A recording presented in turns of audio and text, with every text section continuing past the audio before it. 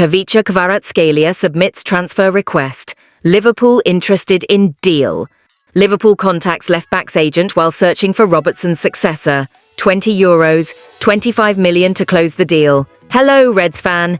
Let's check out the latest news this Saturday from the greatest and best club in the world. When Liverpool splashed out a record fee for Darwin Nunez in 2022, the expectation was that the Uruguayan would become one of the standout players in the team, given his potential and impressive performances that had made him one of the revelations at Benfica. However, so far, Nunez's performance at Liverpool has not met the high expectations created, especially in games against lower league opponents, such as the one against Accrington Stanley, where he was left out of the starting lineup alongside key players like Mohamed Salah, Ryan Gravenberch, and Virgil van Dijk.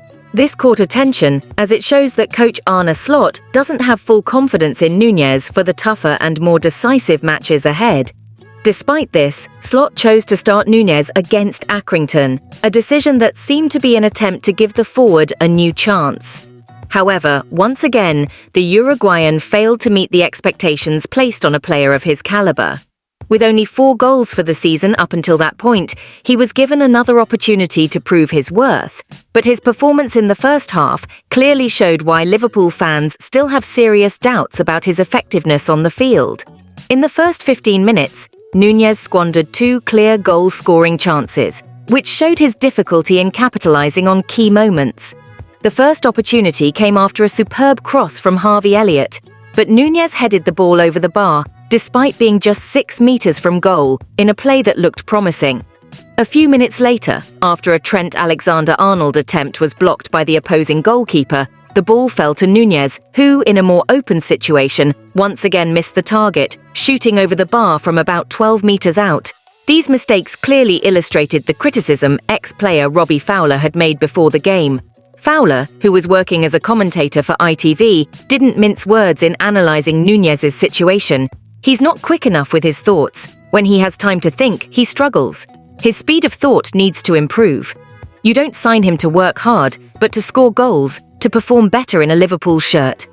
Part of the fan base and experts are beginning to doubt that Darwin Nunez is the right player for Liverpool due to his difficulty in fitting into the team's style of play.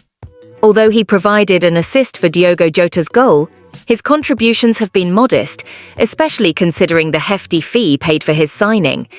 Even with a strong performance against smaller opponents like Accrington, he will need to stand out in tougher and more decisive games to convince both fans and experts that he deserves to stay in the team and justify his place in the squad long-term.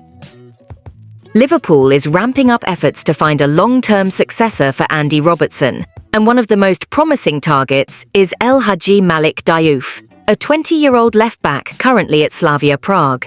According to reliable sources like D Sports and InFootball, the Anfield club has already contacted the player's agent, showing a clear interest in the young defender, who is seen as an ideal option for the team's future. Liverpool is keen on Diouf's potential and views him as a promising talent capable of providing a quality alternative at left-back in the medium to long-term. According to exclusive information from D Sports, the club doesn't want other teams to jump ahead and is taking the necessary steps to secure the signing of the player as quickly as possible. The goal is to position themselves ahead of the competition and ensure the club is prepared for the next generation of players. Liverpool's move comes amid growing competition for the left-back. Crystal Palace has already made their initial move, but Slavia Prague rejected the London club's offer. Other Premier League teams, such as Nottingham Forest and Bournemouth, have also shown interest in Diouf, which has driven up the player's market value. According to sources from InFootball, Slavia Prague is demanding more than €20 million for the defender, with the expectation that the price could reach €25 million depending on the negotiations. These high demands reflect the Czech club's confidence in Diouf's potential, as he has already attracted attention for his quality and versatility. Liverpool, in turn, has a significant advantage over other clubs, primarily due to its strategic approach in the transfer market. Jurgen Klopp's team entering the race is likely to shake up the cards, as sources mention, and could lead to a true battle among Premier League clubs in the January transfer window.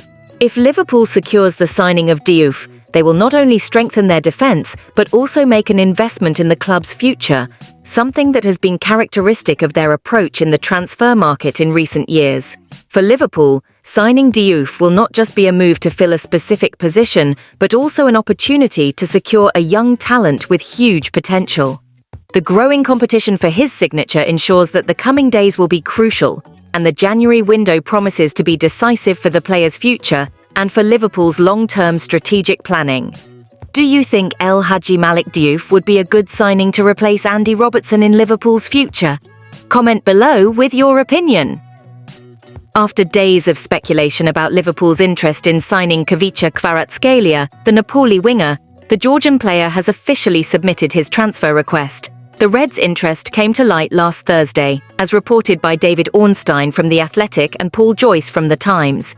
Meanwhile, Paris Saint-Germain is maintaining active negotiations with Napoli for a deal, with the Italian club setting a price of €80 million, around £67 million.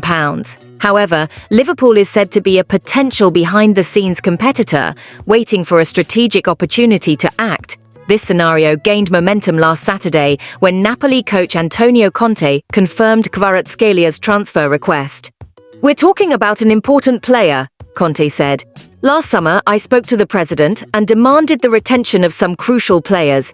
Even though he and others wanted to leave, I managed to keep them. But now, Kvaratskhelia has asked to leave. I'm disappointed. It was unexpected. I don't want him to feel trapped here. Last summer, I tried to convince him of the project, but evidently I was unsuccessful. We're losing a key player."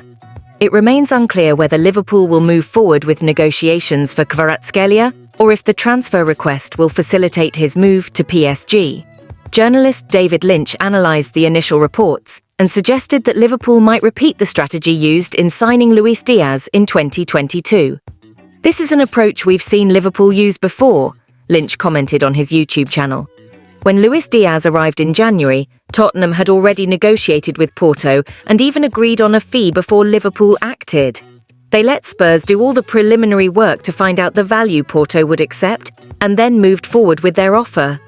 Lynch believes Liverpool may use the same tactic now, watching how Napoli negotiates with PSG to understand the conditions before making their move. Do you think Liverpool should venture into a negotiation for Khvicha Kvaratskhelia, taking advantage of the possible opportunity, or would it be better to focus on other options to strengthen the team?